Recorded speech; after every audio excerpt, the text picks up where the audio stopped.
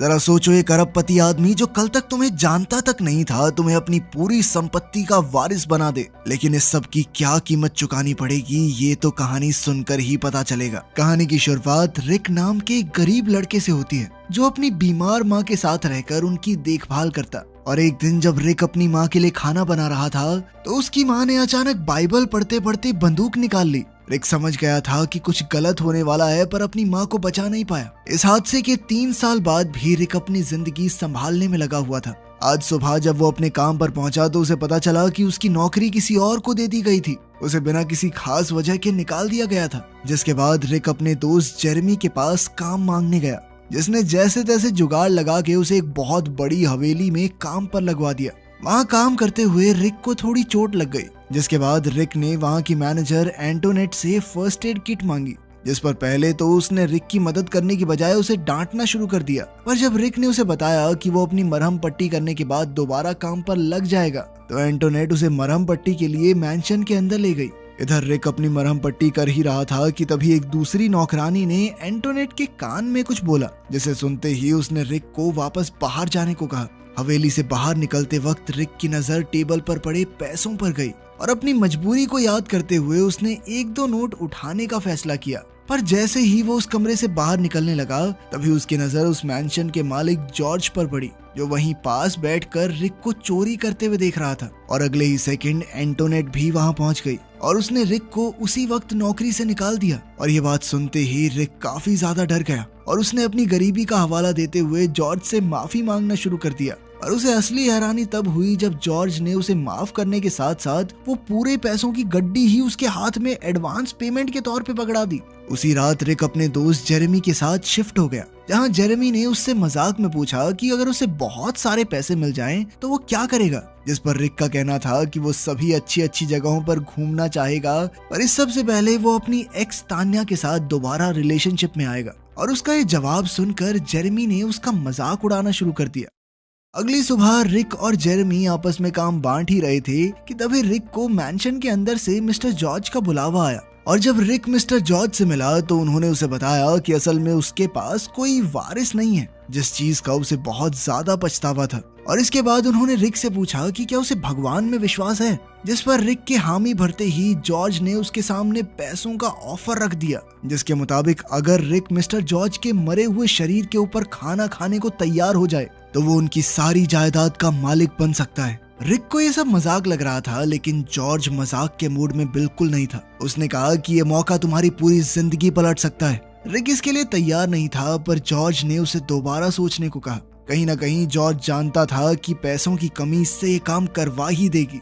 रिक को मरे हुए शरीर पर खाना खुना खाने की बात थोड़ी ज्यादा ही अजीब सी लग गई थी, इसीलिए उसने दूसरी नौकरी ढूंढना शुरू कर दिया, पर इसका कोई फायदा नहीं हो रहा था। और तभी अचानक उसके दरवाजे पर एक दस्तक हुई, जिसे खोलते ही एक आदमी रिक को मैंशन ले जाने के लिए इनविटेशन लेकर खड़ा था और उसने रिक को जल्द से जल्द तैयार होने को कहा। थोड़ी देर बाद जब रिक मैंशन में पहुंचा तो एंटोनेट ने उसे मिस्टर जॉर्ज की मौत के बारे में बताया और फिर उसके सामने एक कॉन्ट्रैक्ट भी रखा, जिसके मुताबिक अगर रिक ने जॉर्ज के शरीर पर रखकर खाना खा लिया तो वो जॉर्ज की सारी जायदाद का मालिक बन जाएगा। पर इसके लिए उसे सारा खाना खत्म करना जरूरी था और साथ ही वो चाहकर भी किसी को इसके बारे में नहीं बता सकता। रिक को पहले तो कुछ भी समझ नहीं आ रहा था, पर थोड़ी देर तक सोचने के बाद वो इसके लिए तैयार हो गया, क्योंकि वो एक कंगाली की जिंदगी जी जी कर थक चुका था। अब रिक को जॉर्ज की लाश के ऊपर खाना रख कर परोसा जा रहा था और वो जैसे तैसे हिम्मत जुटाकर खाना खाने लगा।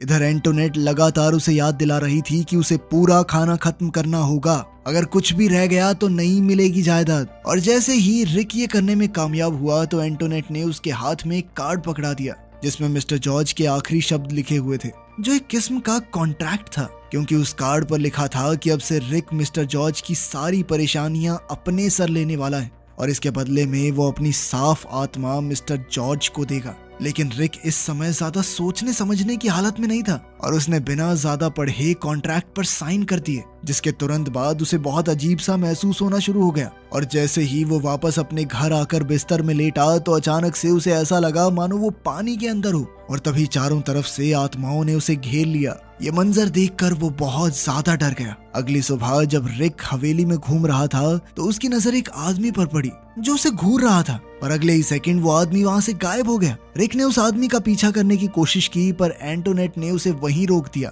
मानो जैसे कुछ हुआ ही ना हो। और साथ ही उसने रिक को बताया कि वो इस मैंशन का मालिक है और वो बस अपनी मर्जी से सारा काम करवा सकता है। पर फिलहाल उसे समझ नहीं आ रहा था कि आखिर वो अपनी इस नई जिंदगी के साथ करे क्या। तभी एंटोनेट ने उसे एक अनलिमिटेड क्रेडिट कार्ड देते हुए अपनी नई जिंदगी का ज्यादा से ज्यादा मजा लेने को कहा। थोड़ी देर बाद रिक अपना सामान लेने के लिए जेरेमी के घर गया, जहाँ उसने जेरेमी को कुछ पैसे देने की कोशिश की, जिन्हें लेने से जेरेमी ने साफ इनकार कर दिया। वहाँ उसकी मुलाकात एक बार फिर से अपनी एक्स तान्या से हुई, जिसने उससे पूछा कि क्या उसकी कोई लॉटरी निकल गई है, जिस पर रिक का कहना था कि लॉटरी से कुछ बहुत बेहतर हुआ है। वो अब तान्या के साथ कहीं बाहर घूमने जाना चाहता था, पर तान्या ने इसके लिए साफ इनकार कर दिया, क्योंकि उसे अभी भी रिक पर पूरा भरोसा नहीं था। इसके बाद रिक एक क्लब में गया, जहाँ उसने अपने लिए सबसे महंगी शराब ऑर्डर कर दी, और उसके इस मिजाज को देखते हुए एक आदमी ने उसे ये कहते टोक दिया। वो कहने लगा कि इतनी महंगी शराब पीने की हैसियत नहीं है तुम्हारी। उसकी इस बात से गुस्सा होते हुए रिक ने 2 बॉटल खरीद ली, एक अपने लिए और एक उस आदमी को दे दी। इसके बाद जब वो शराब पीते हुए वापस हवेली में पहुंचा तो उसे एक औरत दिखाई दी, और जब उसने अपनी नाक को छुआ तो उसे एहसास हुआ कि उसके चेहरे पर खून लगा हुआ था। पर जैसे ही उसने वापस उस औरत की तरफ मुंह घुमाया तो वो वहां से गायब हो चुकी थी।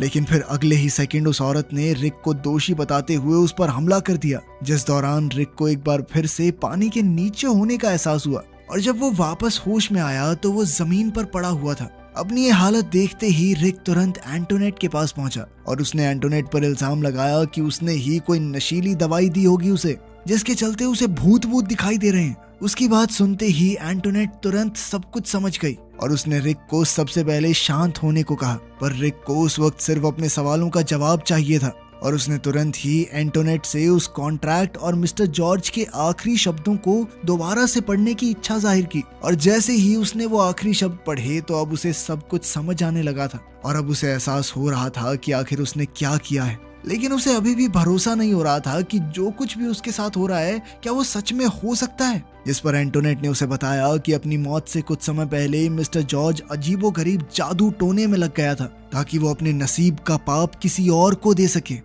इससे वो मरने के बाद नर्क जाने से बच जाएगा। इसके बाद एंटोनेट ने रिक को एक किताब दिखाई, जिसमें एक खास रिचुअल के बारे में लिखा हुआ था, जिसमें लोग एक ऐसे इंसान को चुनते थे जो उनके मरे हुए शरीर पर बैठकर खाना खाए, ताकि उस आदमी के सभी पाप खाने की मदद से ट्रांसफर हो जाएं। और ऐसे लोगों को खास तौर पर सिन ईटर्स कहा जाता था। अब रिक को एहसास हो गया था कि वो भी एक सिन ईटर बन चुका है। तो एंटोनेट ने उसे समझाया कि पैसा हमेशा एक कीमत देने के बाद ही आता है। पर अब रिक इस सब को वापस से ठीक करना चाहता था, और इसीलिए वो बिना कुछ समय अपने पापों का प्रायश्चित करने के लिए सीधा चर्च पहुंच गया। लेकिन चर्च पहुंचने के बाद फादर ने उससे पूछा कि बताओ तुमने क्या पाप किया है। तो रिक को अपने पापों के बारे में कुछ पता ही नहीं था, क्योंकि असल में ये उसने किए ही नहीं थे। ये सारे पाप तो मिस्टर जॉर्ज के थे। इसीलिए वो चुपचाप वापस आ गया।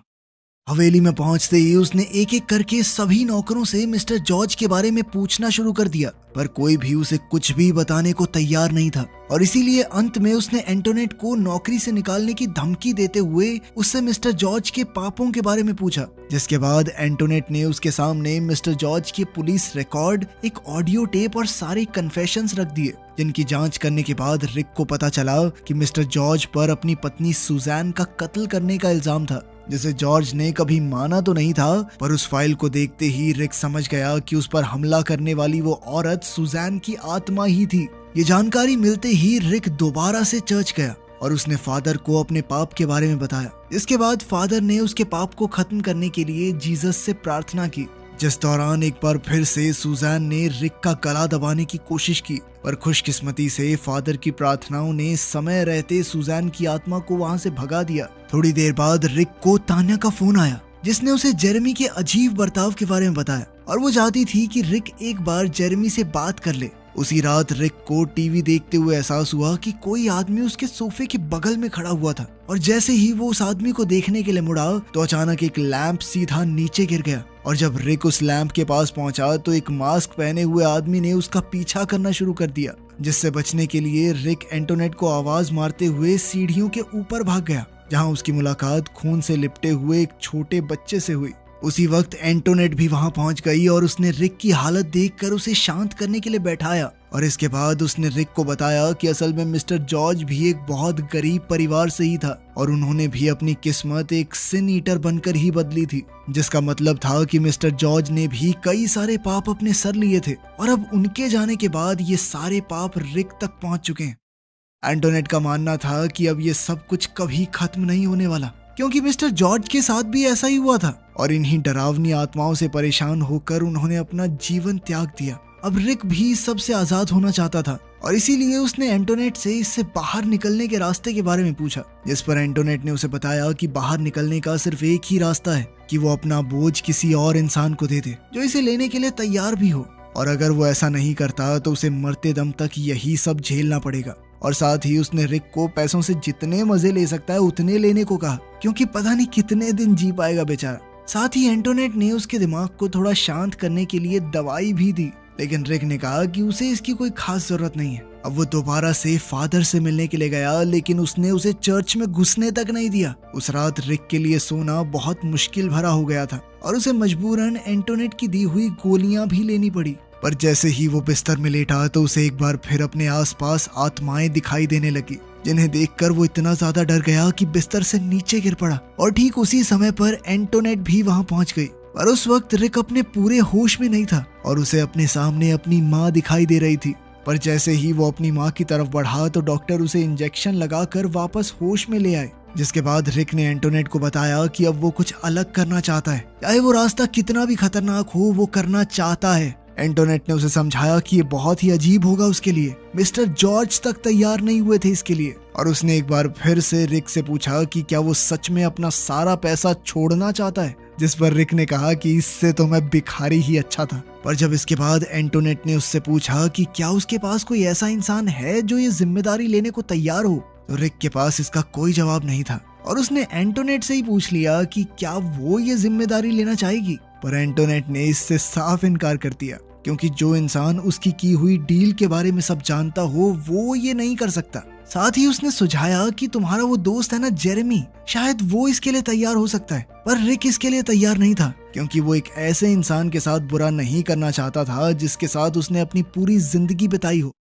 ठीक उसी समय रिक को जेरेमी का फोन आया, जहां उसने बताया कि वो बहुत बड़ी मुसीबत में है और उसे रिक से कुछ पैसों की मदद चाहिए। ये बात सुनते ही रिक तुरंत ही जेरेमी के घर के लिए पैसे लेकर निकल गया। साथ ही उसके पास अपनी बंदूक भी मौजूद थी। पर जेरेमी के घर पहुंचते ही उसे एक आत्मा दिखी जो उससे मदद मांग रही थी, जिसे देखते ही रिक ने उस पर गोली चला दी। पर असल में वो कोई आत्मा नहीं बल्कि तान्या थी, जो अब एक लाश बनकर उसके सामने पड़ी हुई थी। अगले कुछ सेकंड में रिक का ड्राइवर उसे लेकर वहां से निकल गया, जिसके बाद एंटोनेट ने रिक से वादा किया कि वो सब कुछ संभाल लेगी, चिंता करने की जरूरत नहीं है। लेकिन अब रिक इतना ज्यादा परेशान हो चुका था कि वो सब कुछ खत्म करना चाहता था, जिस पर एंटोनेट ने उसे याद दिलाया कि उसके लिए उसे क्या करना होगा। अब रिक बस अपना पल्ला छुड़ाना चाहता था। वो जेरेमी को भी ये श्राप देने को तैयार था और थोड़ी देर बाद ही जेरेमी वहां पहुंच भी गया। उसे तान्या के जाने का काफी दुख था, पर फिलहाल उसे रिक से किसी भी तरह का कोई काम चाहिए था ताकि उसके पास खाना खूना खाने के पैसे तो हो जाएं।